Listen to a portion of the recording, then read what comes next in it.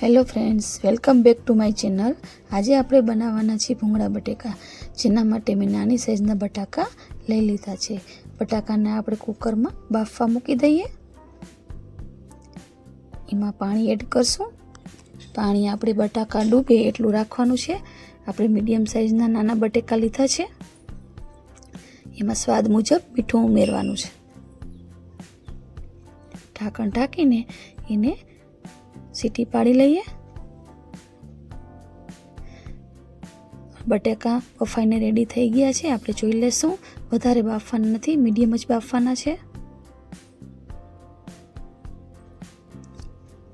आपणे एक बाउल में एने ट्रांसफर करी लेवाना छे। आपणे उपरथी एनी छाल उतारी लईए। एक पछी एक बधा बटाकानी छाल उतारी लेवानी छे।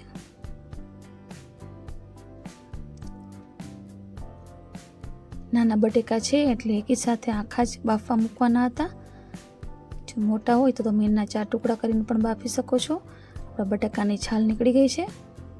हवे आपणे एमां कोटिंग करी लईए। तेना माटे मैं 2 टेबल स्पून जेटલું तेल एक बाउल में लीधेलुं छे। तेमां मरचું पाउडर एड करशुं।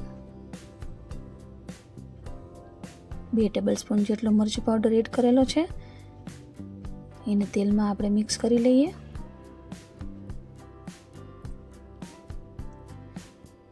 તેલમાં સરસ રીતે મિક્સ થઈ જાય પછી આપણે એની અંદર બટેકા એડ કરશું, જેથી કરીને એ બટેકામાં કોટ થઈ જાય।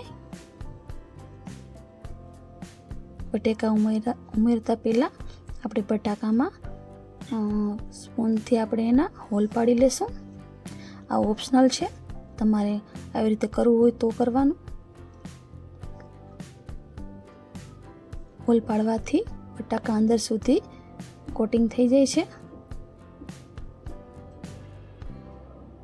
एनो टेस्ट छे ई अंदर बेसी जाय छे।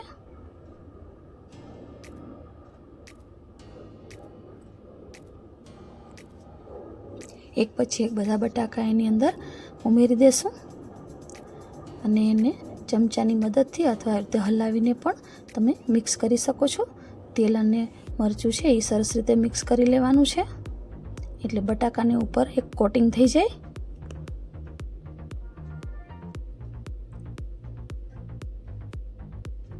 બટાકા આપણા કોટ થઈ ગયા છે, એને સાઈડમાં રાખી દેશું। હવે એક મિક્સર જારમાં એની પેસ્ટ બનાવવા માટે લસણની કળીઓ 8 થી 10 લીધેલી છે। 2 આદુના ટુકડા લીધેલા છે અને અડધો બાઉલ જેટલા કાચા બી મગફળીના બી લીધેલા છે।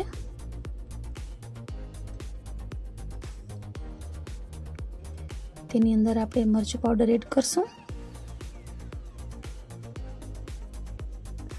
2 ટેબલ સ્પૂન જેટલો મરચું પાવડર છે, એ તમારી તીખાશ પ્રમાણે તમે એડ કરી શકો છો।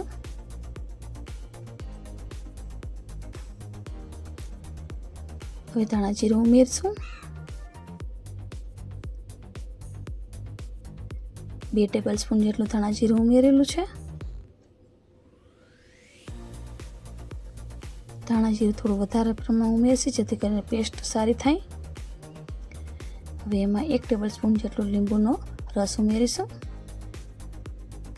આ સ્વાદ મુજબ આપણે મીઠું એડ કરવાનું છે।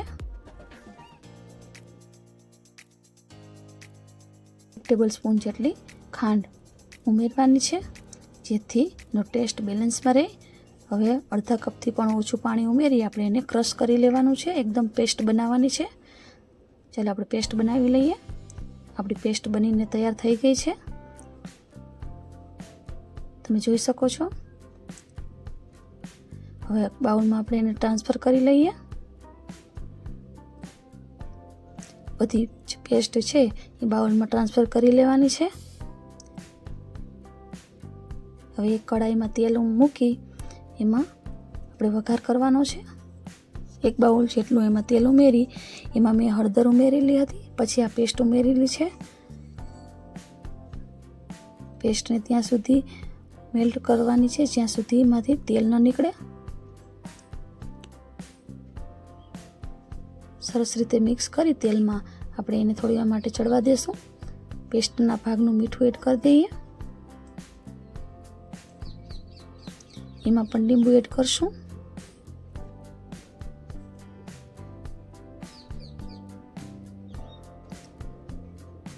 એને પણ બરાબર મિક્સ કરી લઈએ. પેસ્ટમાં જ્યારે તેલ ઉપર દેખાય ત્યારે આપણે એની અંદર બટાકા એડ કરવાના છે. આપણે જોઈ લઈએ આપણી પેસ્ટ બનીને તૈયાર થઈ ગઈ છે. હવે આપણે એમાં કોટ કરેલા બટેકા છે એ અંદર એડ કરી દઈશું. હવે પેસ્ટને બરોબર મિક્સ કરી દઈએ જેથી આપણા ભૂંગળા બટેકા છે એ રેડી થઈ ગયા છે.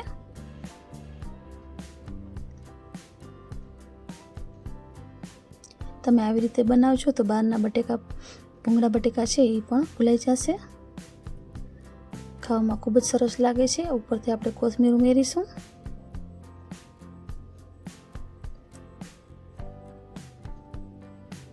બીજા એક વાસણમાં આપણે ભૂંગળા તળી લઈએ. મેં આ સાઈઝના ભૂંગળા લીધા છે. તમે કોઈ પણ સાઈઝના પીળા ભૂંગળા લઈ શકો છો. અને તેલમાં તળાઈ જાય એટલે બહાર કાઢી લેશું ઝારાની મદદથી.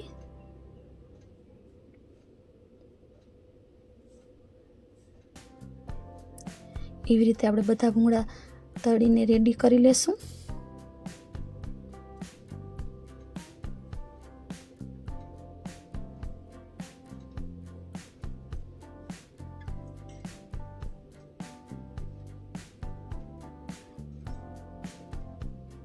જેમ તમારું વાસણ હોય એ પ્રમાણે તમે ભૂંગળા એડ કરીને એમાં તળી શકો છો. એક પછી એક બધા ભૂંગળા આપણે બનાવીને રેડી કરી લેવાના છે. આપણા ભૂંગળા બટેકા બનીને રેડી થઈ ગયા છે. હવે આપણે એને સર્વ કરી લઈએ. સર્વ કરવા માટે મેં એક પ્લેટ લીધી છે.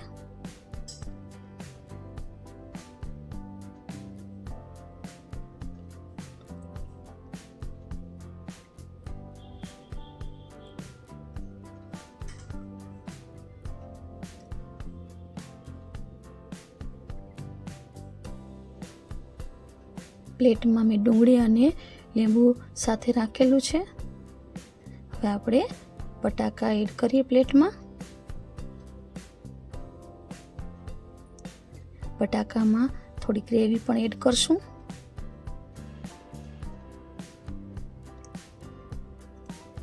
હવે આપણે એમાં સાથે ભૂંગળા રાખી દઈએ.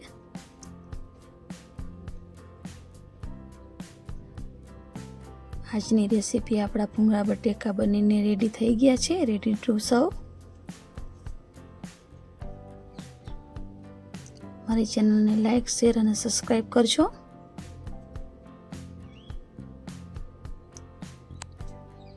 આપણે ટેસ્ટ કરીએ કેવા બનેલા છે.